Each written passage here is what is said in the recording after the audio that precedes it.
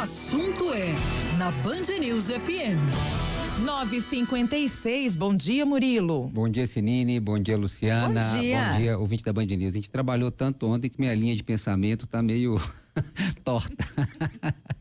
Mas, gente, primeiro falar dando continuidade aos nossos ouvintes, respondendo ao Gotardo, comentando, na verdade, o Gotardo e o outro ouvinte também, Marcelo. Eu perdi essa, viu, gente? Eu votei a favor da nova bandeira. Concordo que eu acho que foi um processo errado. Já falei isso aqui, não deveria estar nas urnas. Por que escolher aquela outra bandeira sem um concurso público para outras pessoas poderem participar? Tudo isso, concordo com vocês. Mesmo assim, votei na nova bandeira porque eu acho melhor e acho que o custo seria ínfimo, viu, Gotardo? Acho que não daria R$10 mil aí trocar as bandeiras. Porque nos ônibus e uniformes você mantém o brasão, né? O brasão, não ia trocar o brasão de Belo Horizonte, ia trocar a bandeira, né? São coisas distintas, brasão e bandeira, mas valeu a democracia, né? E foi uma lavada, né? Uma cacetada, 80% aí do pessoal disse não. Bota a lavada nisso. Agora, gente, falar do domingo ontem, primeiro concordar com vocês aqui, um dia muito tranquilo para votar, né? Eu voto aqui na 34ª Zona Eleitoral, em frente ao Minas 2 ali, Colégio Estadual Pedro Aleixo. É sempre uma zona eleitoral muito, muito cheia. Sempre, historicamente, né? Tem filas, é movimentado. Cheguei ontem lá por volta de 12h30, 12h30 para votar. Uma tranquilidade, uma paz. Tinha ninguém na minha sessão. E eu que tanto falei sobre essa questão do referendo, na hora lá, apanhei lá. Falei com a mulher, tá dando problema aqui. Não, é assim mesmo, você tem que botar 1 ou 2 aí e tal. Me explicou tranquilamente e... Os idosos, né? Terão mais dificuldade. Foi muito fácil, viu, votar ontem. Fiquei feliz de ver essa tranquilidade, tive a mesma percepção da Sinine. Tinha santinho no chão? Tinha, mas bem menos do que em eleições anteriores. Ou seja, foi uma campanha mais limpa, pelo menos no dia da eleição. Vi muito policial na rua também, a cidade estava bastante policiada, não vi ocorrências relevantes, claro que a gente como jornalista acompanha, fica sabendo, mas de ver, presenciar, não vi discussões, não vi bate-bocas. Acho que foi uma eleição muito tranquila aqui em Belo Horizonte, pelo que eu acompanhei, em Minas Gerais, até no resto do país também, foi um domingo tranquilo de eleição. Chama a atenção que parece que BH teve uma abstenção maior que o resto do país, que a média nacional que foi de 21%, Belo Horizonte teve um nível de abstenção, ou seja, mais pessoas em BH, na média, não foram votar do que a média nacional. Esse é um dado interessante, curioso aí. Eu estava falando de dados curiosos, eu citei a 34ª Zona Eleitoral, que é essa em frente, o Minas 2 ali, na Avenida Bandeirantes, Colégio Pedro Aleixo. Foi a zona eleitoral onde Bruno Engler obteve seu maior percentual. Estava vendo aqui nos mapas aqui, chegou a ter 38% nesta zona eleitoral. Foi onde que ele teve a maior votação dele, vendo que o FUAI teve boas votações mais para a região norte da cidade. Foi onde na distribuição do voto, né, o Bruno teve essa votação aí na Centro-Sul, nessa seção que está na Centro-Sul, como a mais intensa dele, 38%.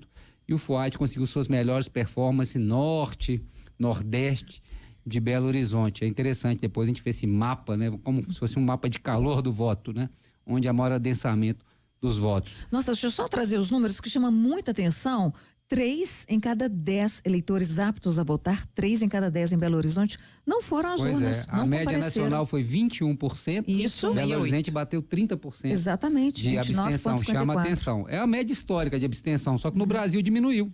Foi para 21%. E em Belo Horizonte continuou muito alta essa abstenção. Em todo o estado de Minas Gerais, 23%. Olha aí, chamando a atenção Belo Horizonte, como foi mais alta aí.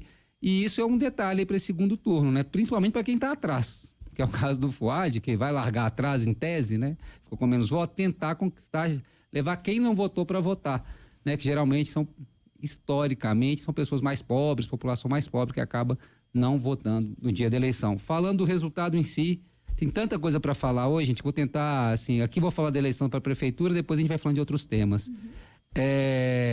Claro que a grande surpresa que já estava cantada nas pesquisas, primeiro ponto aqui que eu queria falar, as pesquisas principais acertaram, tá? Acertaram. Tem muita gente falando aí que a Atlas, Intel acertou, não acertou não. Acertou não. Acertou que o Bruno teve 30, mas o resto ele errou tudo. Que ele falou que o Gabriel ia ser o segundo, que o Fuad ia ser o terceiro. Errou. Quem botou o Engler em primeiro e o Fuad em segundo foram as pesquisas tradicionais de sábado, né? Vou citar aqui Datafolha e Quest. E elas já apontavam, e tem que saber ler pesquisa a gente lê assim, elas apostavam tendência de queda do Mauro Tramonte. E foi isso que se confirmou na urna no domingo. Só que eu confesso que achei uma queda, um derretimento maior que o esperado. Sim. Acho que até eles acharam isso, né? E acho que isso foi muito reflexo. Acho que eles já, inclusive, pressentiam isso pelas pesquisas internas, né, Senine? A gente comentou aqui. Na hora do Mauro Tramonte votar, sozinho. Cadê a Luísa Barreto? Assim como um padrinho político dele. Sim. Foi sozinho. Pois é. Um padrinho não acompanhou sozinho. Outro. Não, mas a vice, né? A vice estava presente em todos os momentos. A vice do Partido Novo. Sumiu. Não estava com ele. Cadê o Zema? Estava lá na chá de bermudinha lá, pós-Cooper lá, votando. Não veio para dar aquela moral, né? Ou seja, todo mundo que se afastar, parece, na hora, já pressentia as pesquisas, provavelmente internas, já indicavam esse derretimento. E ele acabou ali com 15% das intenções de voto. Eu esperava que ele ficaria pelo menos na casa aí de 19, 20, lendo as pesquisas, mas ele derreteu mesmo. E aí é interessante a gente ver para onde foi esse voto. Acho que as pesquisas, os cientistas políticos depois vão detalhar isso, mas uma leitura primeira minha aqui, eu acho que esse voto foi em grande parte para o Engler. Por isso que o Engler estourou a casa de 30%. Porque esse voto do Tramonte que derreteu, ele correu aí para a campanha de Bruno Engler. Assim como onde que a Duda perdeu o voto dela foi para o Gabriel, né? Que também vale uma menção honrosa aqui, botar um asterisco aqui, ó, menção honrosa, Gabriel Azevedo. Ele ficou à frente da Duda, a gente já falou isso aqui também, que ele vinha crescendo, ficou em quarto lugar, 11% de votos. 10,55. 10,55, obrigado, Lu. E eu acho que ele tirou esses votos da Duda, né? Acho que ele tirou votos da Duda, que terminou com 7,6. Era mais ou menos a posição, eles estavam em posição trocada, assim, uma semana antes da eleição, o Gabriel tinha 7, a Duda tinha 10, mais ou menos.